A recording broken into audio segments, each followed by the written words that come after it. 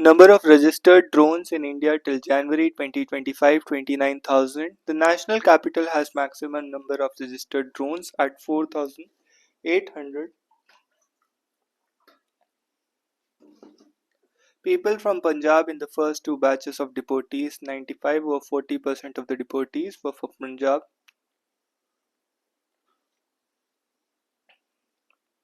33 each from Haryana and Gujarat.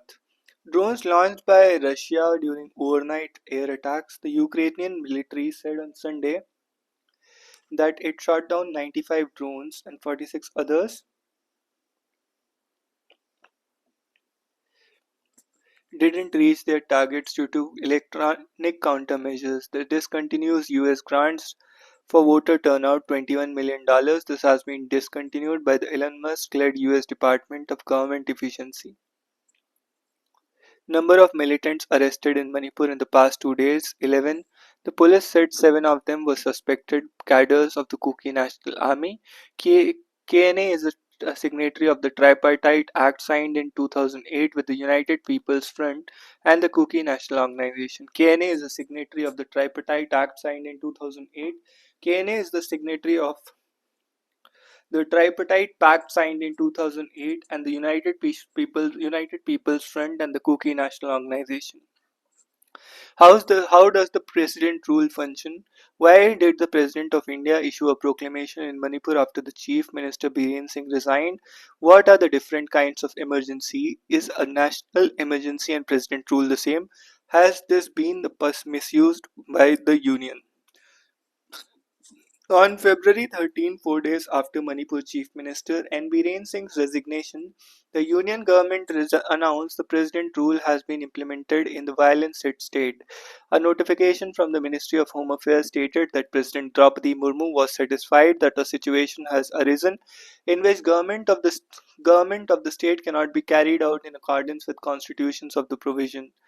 In accordance with the provisions of the Constitution, the violence between Meitei and Kuki-Zo communities, the ongoing since May 2023, has claimed over 250 lives, displaced over 60,000 people.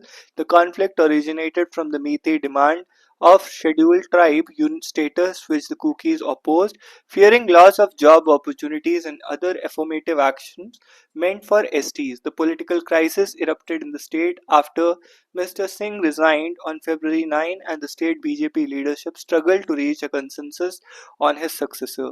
Emergency provisions inspired by the German constitution and outlined in Part 18 of the Indian Constitution protect Indian sovereignty, unity and security. They empower the central government to temporarily assume control to ensure stability and safeguard the democratic framework. The Constitution provides for three types of emergencies: national emergency, state emergency, and financial emergency.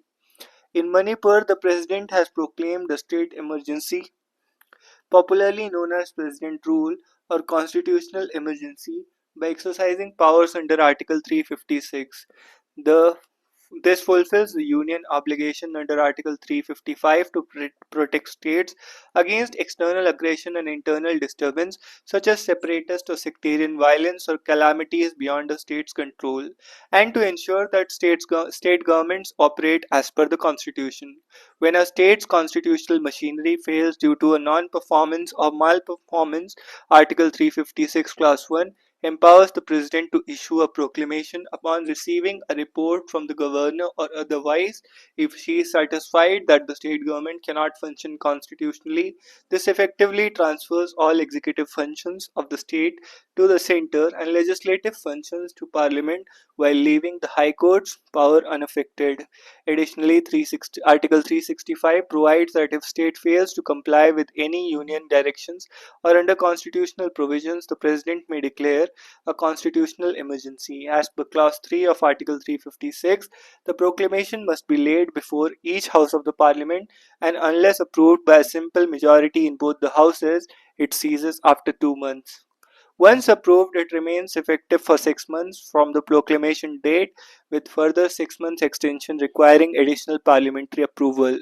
Renewal beyond 1 year is allowed only if two conditions are met. An emergency has been declared in the country or any part of the state, and if the election commission certifies that president rule is necessary due to difficulties in conducting state elections. However, in no case can the proclamation remain effective for more than 3 years. The president may revoke or vary it at any time by subsequent proclamation. Article 352 governs the proclamation of national emergency, which has been invoked thrice during the 1962 India China War and the 1971 armed conflict with Pakistan, and in 1975 on the grounds of internal disturbance. In 1975, then Prime Minister Indira Gandhi declared the emergency after the Allahabad High Court, the state of Uttar Pradesh versus Raj Narayan, found her guilty of electoral malpractices and debarred her from holding any elected post. Unlike a state emergency, proclaiming a national emergency requires that the president be satisfied that India's security or any part of its territory is threatened by war, external aggression, or armed rebellion.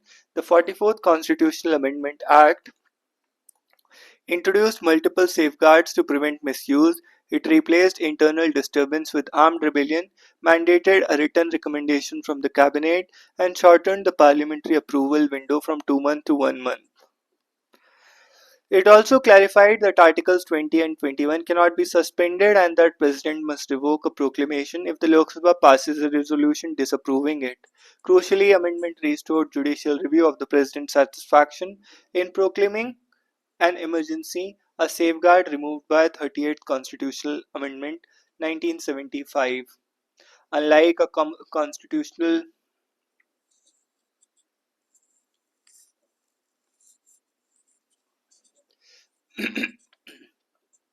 As per Clause 3 of Article 356, proclamation must be laid down in both houses, and unless approved by simple majority, it ceases after 2 months. Once approved, remains effective for 3 months, for 6 months from the proclamation date, and further 6 month extensions requiring additional parliamentary approval. Renewal beyond 1 year is allowed only if two conditions are met. Emergency has been declared in the country and any part of the state, and if the election commission certifies that president rule is necessary due to difficulties in conducting state elections. How is constitutional emergency different from national emergency? Article 352 governs the proclamation of national emergency, which has been invoked thrice: 1962, 1971, and in 1975 on grounds of internal disturbance. In 1975, then Prime Minister Indira Gandhi declared the emergency after the Allahabad High Court in the state of Uttar Pradesh versus Naraj Narayan found her guilty of electoral malpractices and debarred her from holding any elected post. Unlike a state emergency, proclaiming a national emergency requires that a president be satisfied that India's security or any part of its territory is threatened by war, external aggression, or armed rebellion. The 44th Constitutional Amendment introduced multiple safeguards to prevent misuse. It replaced internal disturbance with armed rebellion, mandated a written recommendation from the cabinet rather than the prime minister. The 44th Constitutional Amendment introduced multiple safeguards to prevent its misuse. It replaced internal disturbance with armed rebellion, mandated a written recommendation from the cabinet, and shortened the parliamentary approval window from 2 months to 1 month. It also clarified that Articles 20 and 21 cannot be suspended and that the president must revoke a proclamation if Lok Sabha passes a resolution disapproving it. Crucially, the amendment restored judicial review of the president's satisfaction in proclaiming an emergency, a safeguard removed by Article 38 Constitutional Amendment Act.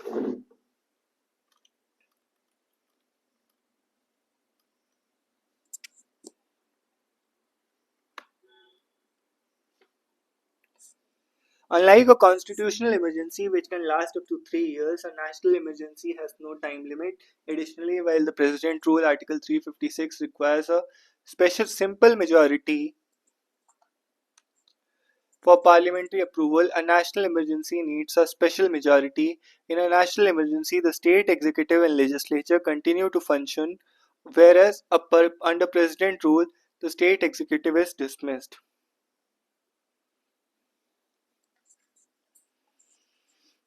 However, the Manipur Assembly, which has a tenure till 2027, has not been dissolved but it's placed under suspended animation. This means the assembly is temporarily paused, allowing its survival if political stability is restored. Does it affect fundamental rights? President rule does not affect citizens' fundamental rights. Unlike a national emergency under the Article 358, freedoms under Article 19 become inoperative and the president may suspend other fundamental rights except Articles 20 and 21. Under President rule, the President acquires extraordinary powers with the Governor on her behalf, administering the state with assistance from Chief Secretary or advisors appointed by the President. Additionally, Article 357 allows Parliament to confer legislative power on the President and authorize delegation to another authority while also giving the President power to sanction expenditure from the state's consolidated fund. Though B.R. Ambedkar hoped it would remain a dead letter, President's rule has been imposed nearly 134 times across 29 states and UTs since the Constitution took effect in 1950, reflecting its dual role as both crisis management tool and a politically contentious measure. The very first application of Article 356 occurred in June 1951 in Punjab. Manipur is tied with Uttar Pradesh for most frequent imposition of president rule at 10 each, driven by chronic instability, with Manipur's latest imposition bringing its total to 11. The longest president rule in Manipur lasted for 2 years and 157 days 1969 to 72. Jammu and Kashmir holds the record for longest cumulative duration over 12 years due to militancy and separatist movements, followed by Punjab 10 years and Puducherry over 7 years. What has the Supreme Court said over the use and misuse of president rule? For a long time, courts upheld the centre's frequent unusual imposition of president rule. However, the landmarks of S.R. Bommai versus Union of India judgment redefined these powers. Referencing the Sarkaria Commission's recommendation that Article 356 be used only as a last resort, Supreme Court observed the Constitution of India has created a federation but with a bias in favor of the centre, but that does not mean that states are mere appendages of the centre.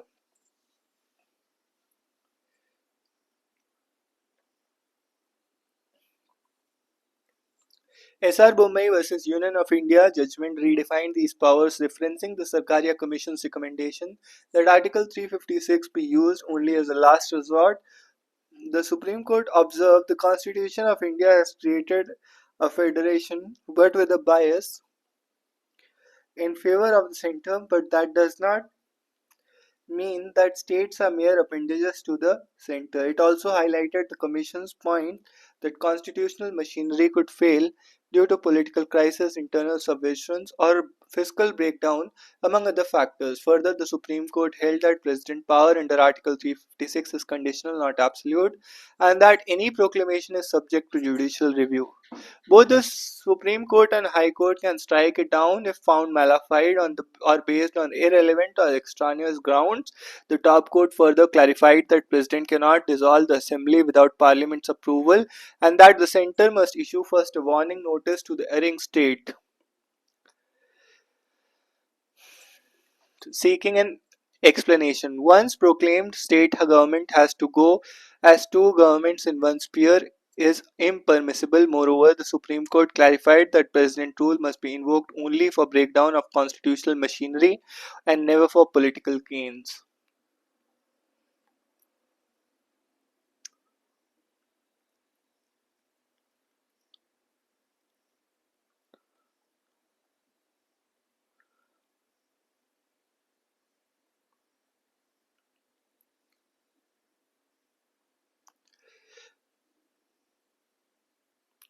Interpreting the recent Bangladesh-Pakistan thaw, the bitter legacy of the 1971 Liberation War, where Bangladesh split from Pakistan, has long steered the nature of ties between Dhaka and Islamabad. However, recent bilateral engagement between the two sides demonstrates Dhaka's intent to diversify its foreign policy trajectory in the subcontinent.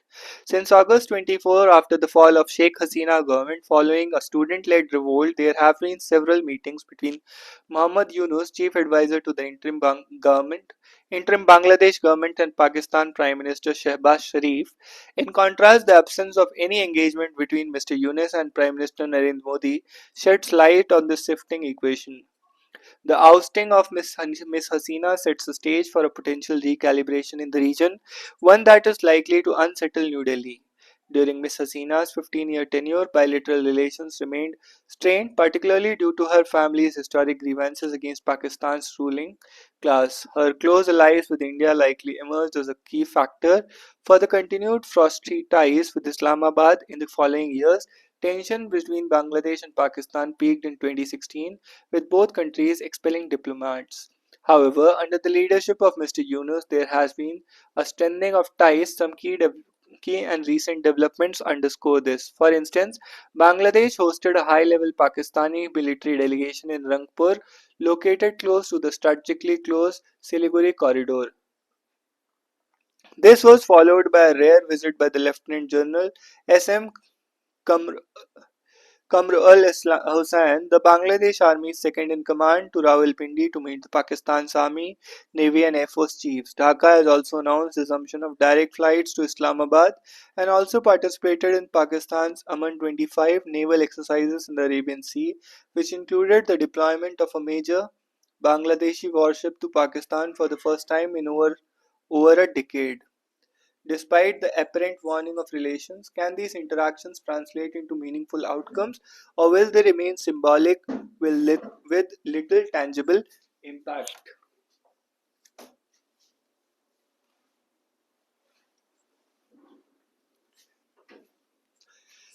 While Mr. Yunus has watered down Dhaka's demand that Pakistan to apologize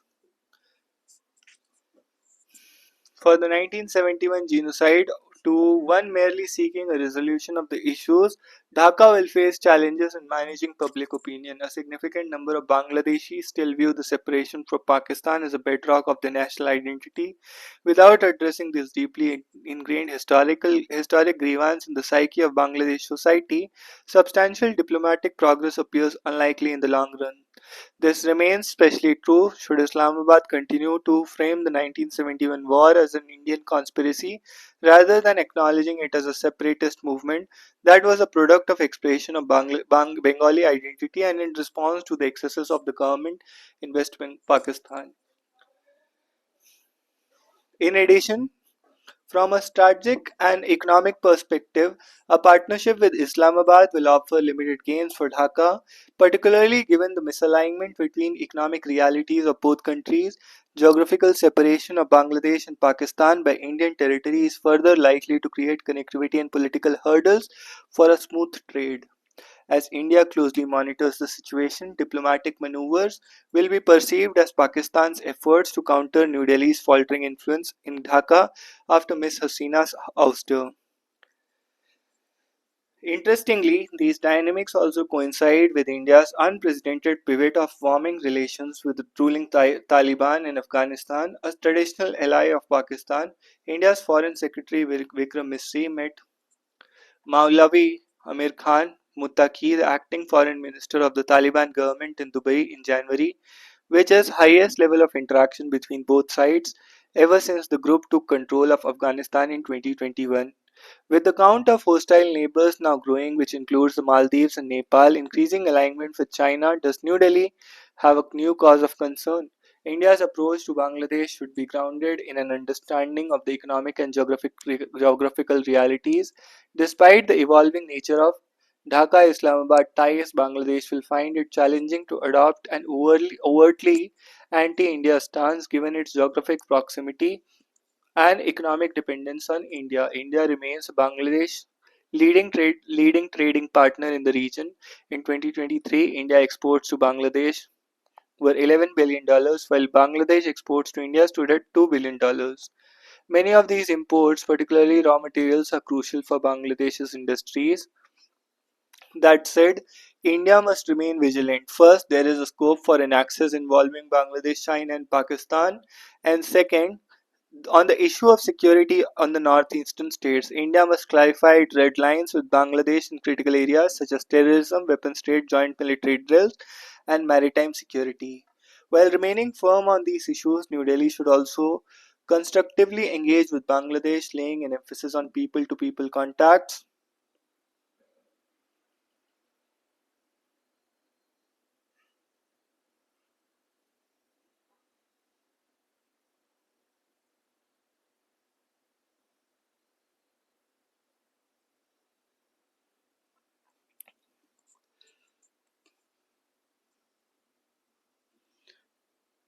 Cultural exchanges and developmental projects. Both countries must also continue their cooperation on the critical issues of border trade and smuggling.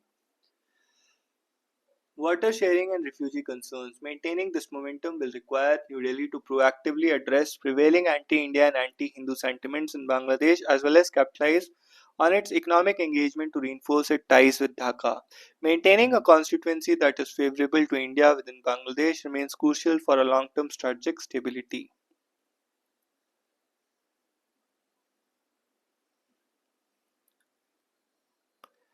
Sex and violence. Marriage should not provide immunity for sexual violence. A recent ruling by the Chhattisgarh High Court, which held that unnatural sex by a husband in a marriage is not an offense, and heavily relies on the presumption of consent within a marital relationship. The case is involved a 40-year-old man from Bastar district who has been convicted by a sessions court in connection with death of his wife in 2017.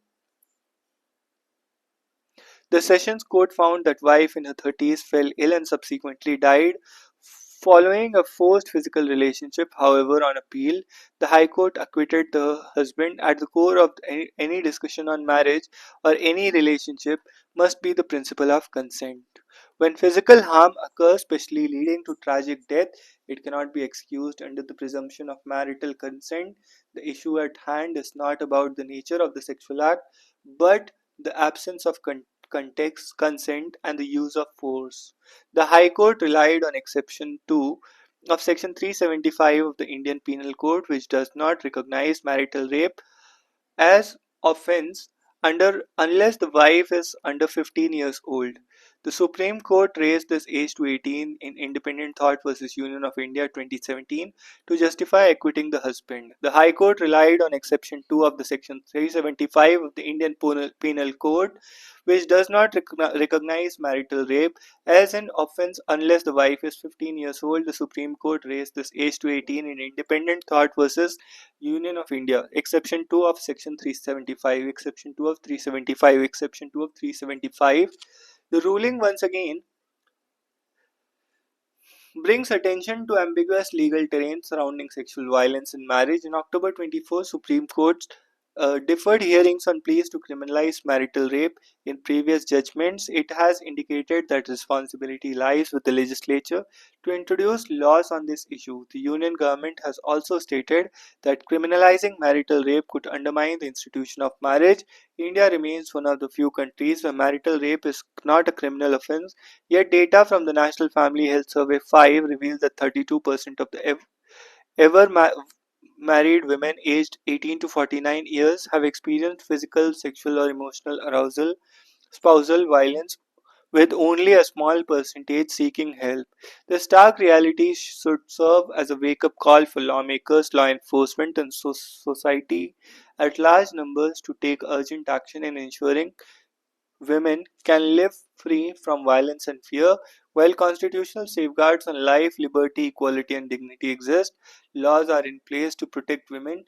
True change requires a shift in societal attitudes and mindsets. No relationship, marriage included, should provide immunity for violence.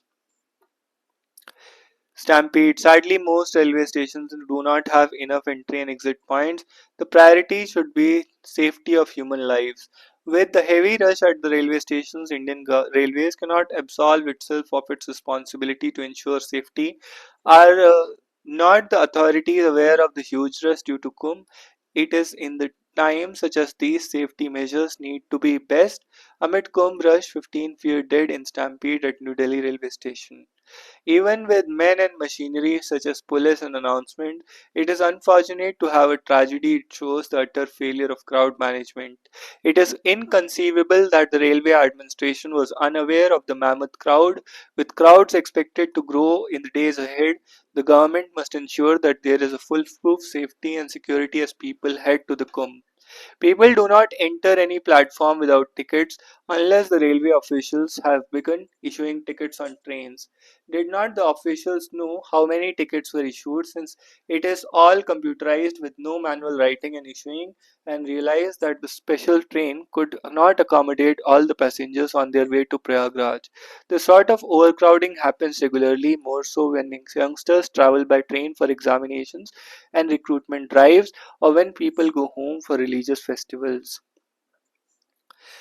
An audit of the number of passengers and the number of tickets issued for specific destination should be done to verify the extent of the careless attitude of the Indian Railways. As always, committees and commissions will emerge and are likely to pin the blame on low ranking officials. This cycle of scapegoating must end. A ceasefire between Hamas and Israel brings only temporary relief until the deeper Palestinian issue is addressed and meaningful steps are taken towards sustainable two-state solution. Future hostilities remain looming threat. Tranquility in the region is not just regional necessity but also global imperative. Tranquility in region is not a regional necessity but also a global imperative. The chains of deportations from the United States highlights the ongoing immigration crisis. While the US has the right to deport illegal immigrants, Indian government must take responsibility in addressing the root causes. Stronger policies and awareness campaigns are essential to discourage unlawful migration and to promote safer legal pathways for job seekers abroad. Transactional turn. India must push back against the US and safeguard its interests. Prime Minister Narendra Modi's visit to Washington last week was a brief but packed with headline generating developments. The visit came less than a month after the United States President Donald Trump was sworn in, making Mr. Modi the fourth world leader to hold bilateral meetings with him. Following the leaders of Israel, Japan, and Jordan, all close US allies, the joint statement issued afterward outlined a range of substantive discussion. While many announcements focused on India's purchases of American goods and investments in the US, they managed to avoid some of the tough measures many had anticipated. Both sides launched Mission 500, $500 billion in bilateral trade by 2030, and initiated discussions on a free trade agreement with a phase of the draft expected this year. Mr. Trump announced an increase in Indian purchases of US energy, oil, and defense equipment, moves expected to help balance the $45 billion US trade deficit within the total $130 billion goods trade. Additionally, there was agreement on a new umbrella framework compact or catalyzing opportunities for military partnership, accelerated commerce and technology for the 21st century to streamline cooperation across key sectors.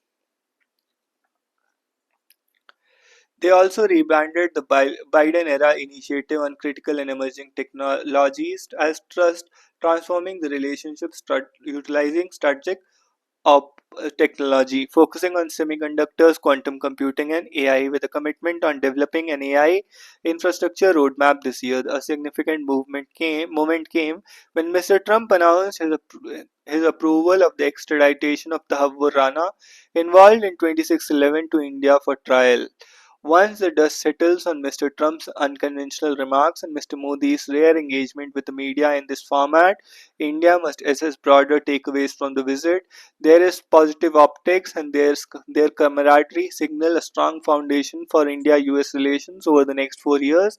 There is also clear continuity in key areas of strategic partnership, including Indo-Pacific engagement and the Quad, and Mr. Trump's planned visit to Delhi and the Quad summit later this year expected to reinforce these commitments. However, economic discussions, trade, energy, nuclear cooperation, and defense are likely to dominate the India US agenda given the relationship, a transactional term reminiscent of Mr. Trump's first tenure. There is not much evidence that Mr. Modi's visit significantly softened Mr. Trump's stance on imposing counter tariffs and reciprocal taxes, or influenced a more humane approach to the deportation of undocumented immigrants aboard military flights. These could present challenges for Indian governments going forward. As India engages with the new administration, it must carefully assess its own interest, assert its position where necessary, and push back when required to safeguard its strategic and economic priorities. We must carefully assess our own interest, assert our position when necessary, and push back when required to safeguard our strategic and economic priorities. Panchayati Raj movement is in distress. The special discussion in Parliament on the 75th anniversary of the Indian Constitution has long passed. While salient aspects of the Constitution and policy directions adopted by the previous governments were highlighted, one heard very little on a vital aspect of governance in India. The 73rd Amendment of to the Constitution passed in 1992, one of the India's landmark of the India's journey as a constitutional republic, establishing the Panchayati Raj system. However, the momentum towards the deepening local governance in India has stalled. Big shifts in both technology and society are threatening to make panchayats irrelevant unless we are prepared to rethink their role. The 73rd Amendment initiated the process of institutionalizing decentralization in rural India. The three-tier system at the village block and district levels with a regular cycle of local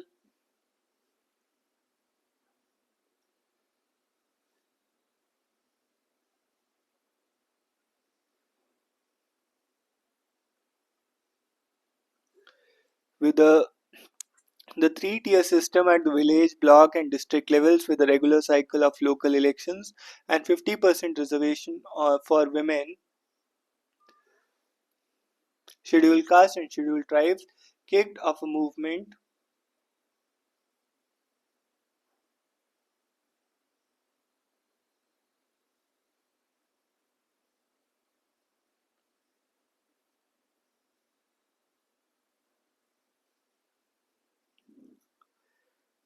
The 73rd Amendment initiated the process of institutionalizing the decentralization in rural India, three-tier system at the village, block and district levels with a regular cycle of local elections and 50% reservation for women, scheduled castes and scheduled tribes kicked off a movement that took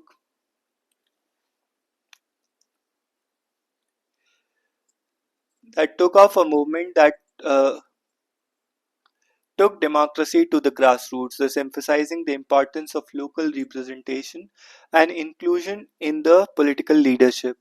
Panchayati Raj elections are now keenly contested in many parts of the country.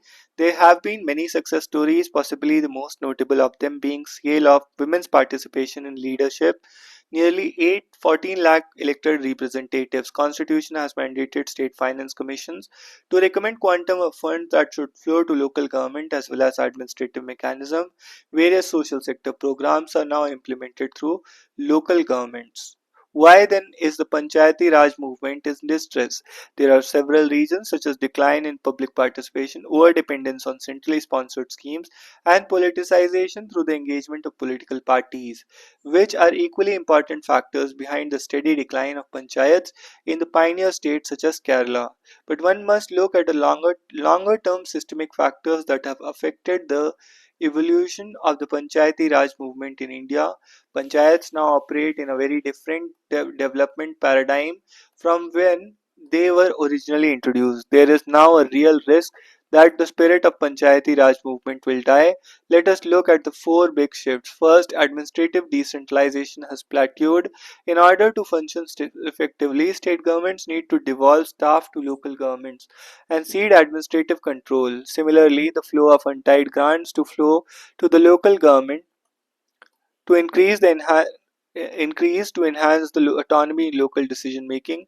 Having made a initial set of reforms, the sense one gets is that there is no momentum. A report into 2022 by the Ministry of Panchayati Raj showed that less than 20% of states have devolved all 29 subjects listed in 11th schedule of the constitution.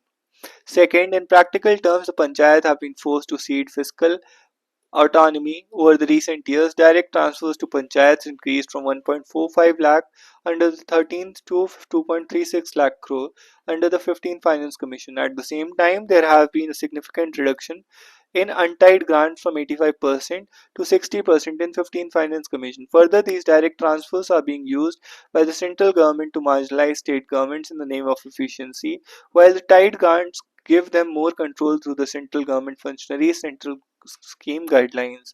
Third, the larger reason is the reimagination of the welfare state in India has taken root over the last few years, an overt reliance by political parties on cash transfers and various hues to woo the electorate, and since these were delivered primarily to the Jan Aadhaar mobile jammed platform, the role of panchayats as intermediaries for beneficiary selection or grievance redress has reduced significantly. For example, the Pradhan Mantri Kisan Samman scheme, which disperses 6,000 annually to farmers, operates through direct transfers without active involvement of Panchayati Raj institutions. While efficient, this model reduces local accountability that panchayats traditionally provided. Fourth is the rapid urbanization that India has seen in the recent decades. In 1919, nearly three quarters of India lived in rural areas. This has now decreased to 60% and is going down steadily. Consistent trend of urbanization has meant that policy focus of development has shifted to India's cities and towns. Municipal reforms, both of governance and financing, is the main priority of today. As highlighted, it is evident that over the last decade, the view from the top is increasingly one that treats panchayats merely as a last mile delivery instruments for social sector schemes in rural India. This view of local governance is not conducive to revival of panchayats. Of course, electoral politics at the panchayat level and the representation and power that comes from winning will not allow panchayats to wither away very soon, but local governance in rural India needs to be revived in substantive terms as 94 crore Indians still live in villages. Over 45% of the population is still engaged in agriculture, and rural India, call it Bharat if you will, cannot be overlooked. With advancements in technology, citizen engagement in local planning, decision making, and accountability processes will deepen. A networked Panchayati Raj system could play a vital role in bridging the rural urban divide, for instance, by supporting safe and dignified migration and also supporting both migrants and their families that stay behind. Another area towards which the role of panchayats could be focused is to play a role of enabling water conservation and renewable energy generation at a scale. Panchayats can reclaim their role in the management of common property resources, bringing to bear a mix of scientific practices, traditional knowledge, and public finances. Panchayats can also play a key role in implementing community based disaster risk management programs, integrating early warning systems, disaster resilient infrastructure, and capacity building for residents. We need to look further out and talk more to people in order to reestablish the momentum behind local governance reforms and to support what is still a significant proportion of India's population that lives in its villages. We need to adopt a new vision for Panchayati Raj in India. The silent crisis of rat hole mining. On January 29, Guwahati High Court took suo motu cognizance of the mining tragedy in Umranso, Assam. The January 6 mine flooding in Umrangso, which trapped 9 laborers and killed at least 4, was yet another preventable tragedy in a series of accidents in the northeast. For instance, in Meghalaya, at least 30 miners have lost their lives in the past 5 years due to similar accidents. Weak enforcements have allowed these disasters to persist, with individual influentials operating illegal mines unchecked rather than taking preventive action. Authorities respond only after lives are lost. Coal mining in Meghalaya and Assam, once a small scale practice, expanded dangerously in 1980s due to industrial demand from West Bengal and Bangladesh. The region's main terrain made mechanized extraction difficult, leading to proliferation of rat hole mines. This hazardous method involved digging narrow tunnels that are barely large enough for a person to crawl through, posing significant risks to miners. Rat hole mining occurs in two forms: side cutting, which follows coal seams along the hill slopes, and box cutting, where miners dig pits up to 400 feet deep and extract coal horizontally. This technique prevalent in northeast, particularly Meghalaya and borders of Assam, pose significant safety and environmental hazard. Mining period stretches between November and March. Migrant laborers, often trapped in cycles of debt, are lured by sardars, labor agents, under exploitative conditions that amount to bonded labor. Reports highlight that children are trafficked into these mines due to their ability to navigate the narrow tunnels, making them easy targets for abuse. There are approximately 26,000 unclosed mine openings, each employing up to 200 workers in shifts, putting thousands of laborers at daily risk in hazardous conditions. The NGT banned rat hole mining in 2014 due to environmental degradation and unsafe working conditions. This decision was later upheld by the Supreme Court in state of Meghalaya versus All Dima Hasao Students Union in 2019. However, enforcement remains weak as many illegal mines operate under the influence of powerful bureaucrats and coal mafias. Whistleblowers, including local officials and activists, face threats while authorities fail to hold perpetrators accountable.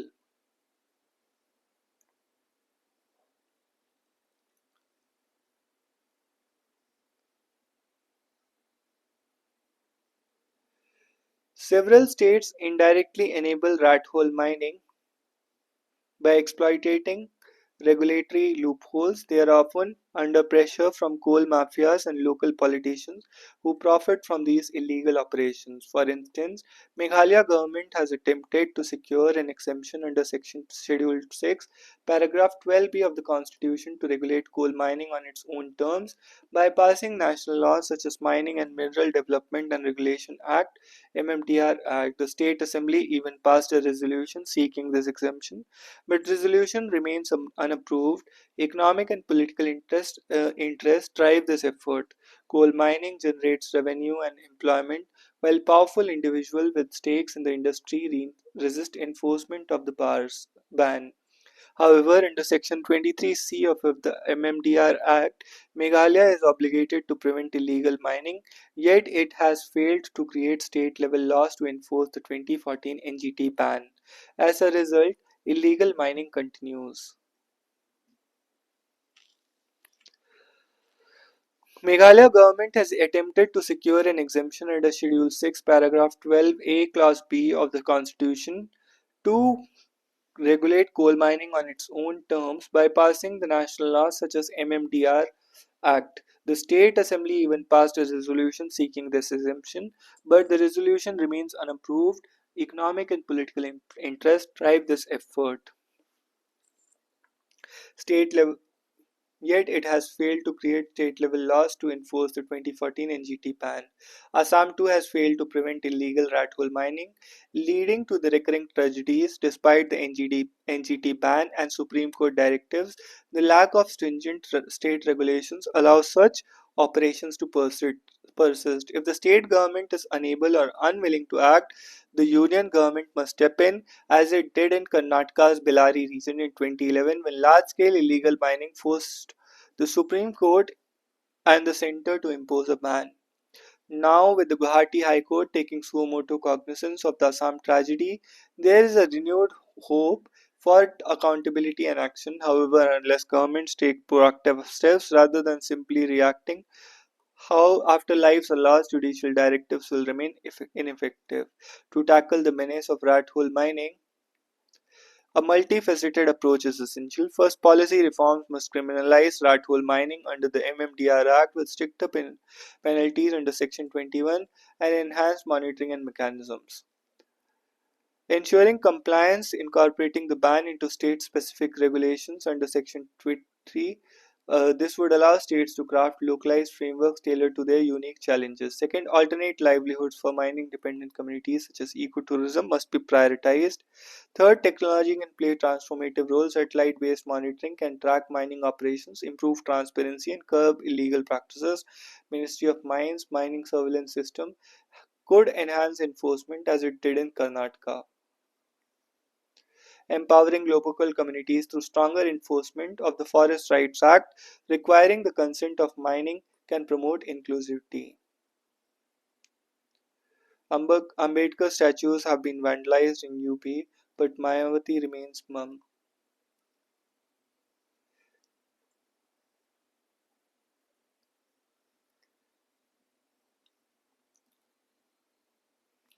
Have the big tech companies backtracked on their DEI goals? Why were the diversity, equity, and inclusion programs initiated in the first place? And why have tech giants suddenly decided to put an end to their respective DEI initiatives? Do such programs facilitate remote working for persons with disabilities? When the Trump returned to White House, million-dollar donations poured in from big tech companies, CEOs during Mr. Trump's inauguration. Some prominent figures included his advisor and major donor Elon Musk, Zuckerberg, Jeff Bezos, Tim Cook, Sam Altman, and TikTok CEO Suzhou Chiu. As Trump settled into his role for the second time, notable U.S. companies including Google, Meta, Amazon announced changes to their existing DI initiatives. They either rolled back the ongoing programs or roles which or decided to stop pursuing new DI plans. Diversity, equity, and inclusion refers to a wide range of principles, practices aimed at enriching a space by making sure all groups of people are represented. Diversity provided with measures to ensure equality by repairing past harms, equity, and given support that they need to thrive alongside their peers. Inclusion, given support. So, three things. DEI refers to a wide range of principles and practices aimed at enriching a space by making sure all groups of people are represented. Diversity provided with measures to ensure equality and repairing past harms, equity, given the support they need to thrive alongside their peers. DEI reminds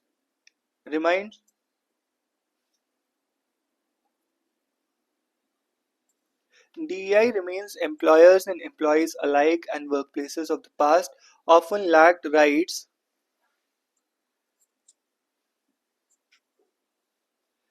equal rights for all, or excluded talented individuals due to factors such as sexism, racism, religious hate, casteism, ableism, disabilities against people with disabilities, queer phobia, or other forms of bigotry. In the US, 2020 murder of George Floyd by a white police officer triggered nationwide outrage and the need to reflect on inequality affecting black people. DI schemes such as hiring diverse individuals, funding their training, or reserving specific opportunities for them are meant to improve the representation of different communities.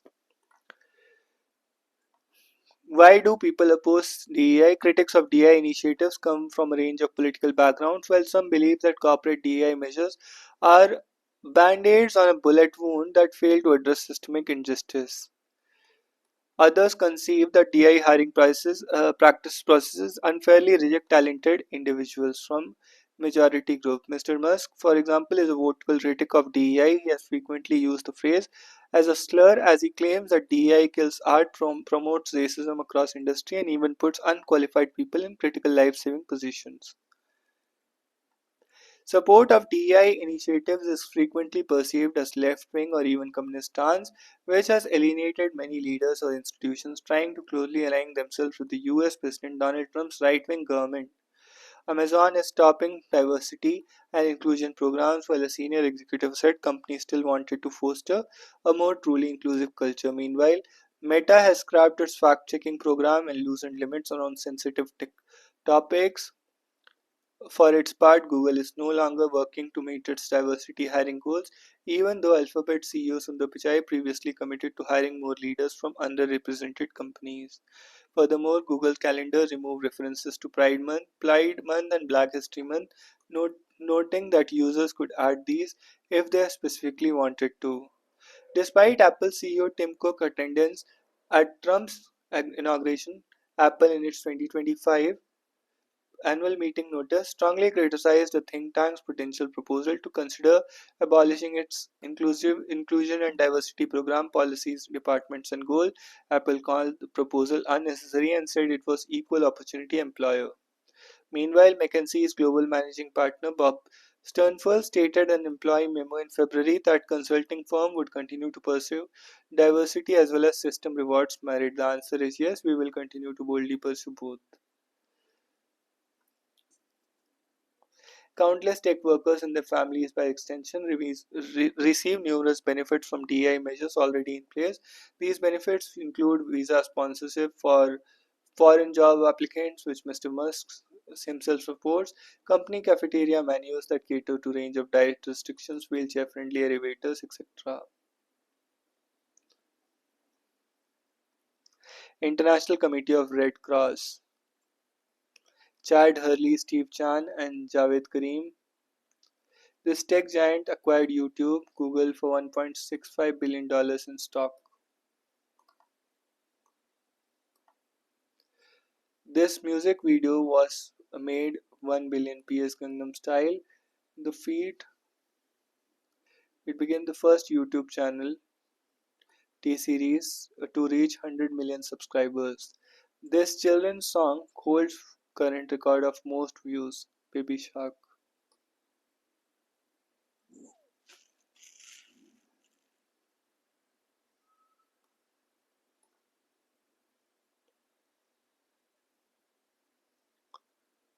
First ever uploaded video. Me at the Zoo by Javed Karim, one of the founders at YouTube Early Birds. Court sends ex-GM to 5-day police custody in Mumbai. Bank scam. Kukizo MLAs seek roadmap for peace and justice in Manipur. Indian Ocean is witnessing a sharp churning, says Jaishankar ahead of Emir's visit.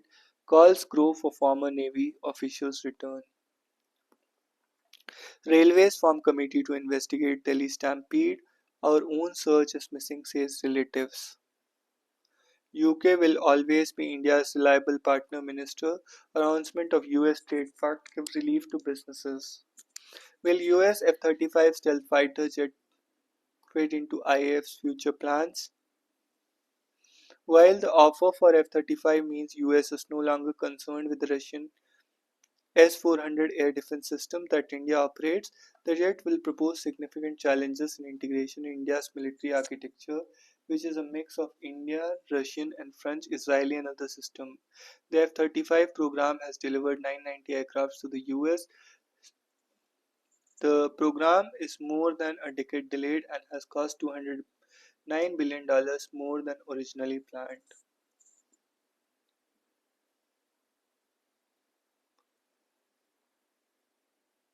Rubio leaves truce on shaky ground by calling eradication of Hamas. The Cook Islands say it has signed a deal to expand relations with China.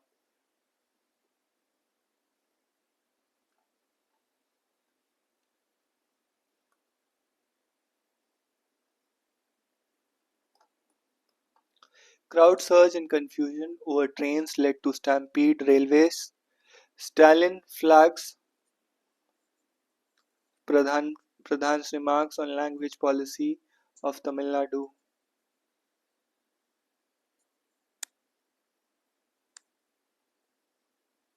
Third US aircraft lands in Amritsar with over 100 Indian deportees.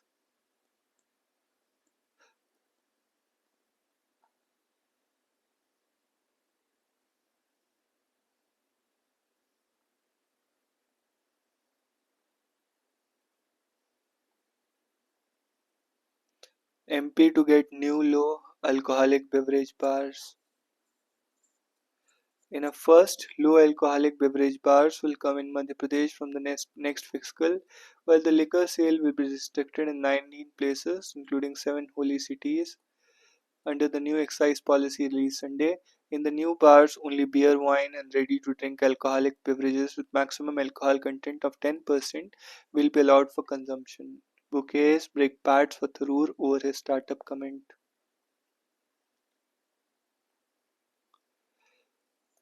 So that's all for today. See you in the next one.